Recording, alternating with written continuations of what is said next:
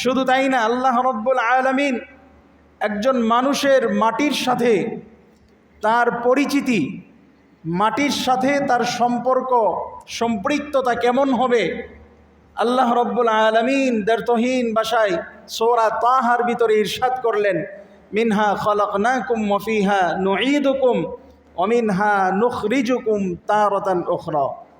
তোমাদের সাথে মাটির সম্পর্ক হলো এই যে তোমাদেরকে আমি রব্বুল আলামিন মাটি থেকে তৈরি করেছি। বলেন সুবহানাল্লাহ। আল্লাহর রাসূল সাল্লাল্লাহু আলাইহি ওয়াসাল্লাম হাদিসে পাকে ইরশাদ করেন, আলা কুল্লুকুম বানু আদম ওয়া আদমু মিন তুরাব। আল্লাহর নবী বলেন, জেনে রাখো তোমরা প্রত্যেকেই আদম সন্তান, আর আদমকে আল্লাহ রব্বুল আলামিন মাটি থেকে তৈরি করেছেন। আর পৃথিবীতে মাটি আল্লাহ রব্বুল আলামিন সূচনা করেছেন সেই বাইতুল্লাহর মাটি দিয়ে। সেই মাটিটাকে আল্লাহ তাআলা সম্প্রসারিত করে দিলেন।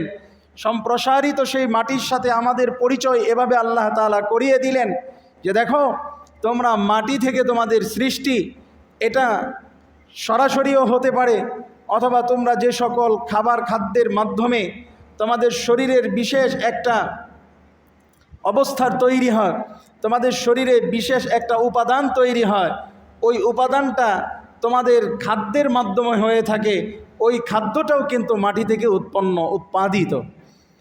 এটা আল্লাহ রব্বুল আলামিন আমাদেরকে মাটির সাথে সম্পর্ক করিয়ে দিলেন যে এখান থেকে তোমাদের তৈরি, অমিনহা নুঈদুকুম, আবার এই মাটিতেই কিন্তু আমি তোমাদেরকে ফিরিয়ে নিব, মাটিতেই তোমাদেরকে আমি রব্বুল আলামিন ফিরিয়ে নিব।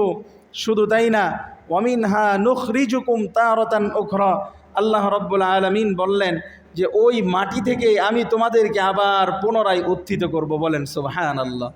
একজন মানুষ আল্লাহ রব্বুল আলামিন তার সৃষ্টির উপাদান নিয়ে সে যদি চিন্তা করে, সে যদি গবেষণা করে, তাহলে অবশ্যই তার সৃষ্টির উপাদান তাকে বিনয়ী হতে বাধ্য করবে। কেন? যে তুমি কিসের বড়াই করতেছ, তোমার কিসের এত হাপকি দাপকি, তোমার কিসের এত মর্যাদার বহির প্রকাশ তুমি করতে চাচ্ছ? তুমি কি একটু চিন্তা করে দেখো না, তোমার সৃষ্টিটা কোত্থেকে হলো? একটা নগণ্য একটা পানি, যে পানিটা মাটির থেকে উৎপাদিত, আল্লাহ রব্বুল আলামিন এই নগণ্য পানি দিয়ে তোমাকে মানুষ হিসেবে আল্লাহ তাআলা ক্রমান্বয়ে রূপান্তরিত করলেন, তোমাকে পরিপূর্ণতায় আনলেন। যেই মাটি থেকে, ওই মাটিতেই আবার তোমাকে যেতে হবে। তোমার মতো পৃথিবীতে অনেক ক্ষমতাধর, অনেক শক্তিধর, অনেক অর্থবিত্তের, অনেক অর্থবৈভবের মালিক ছিল,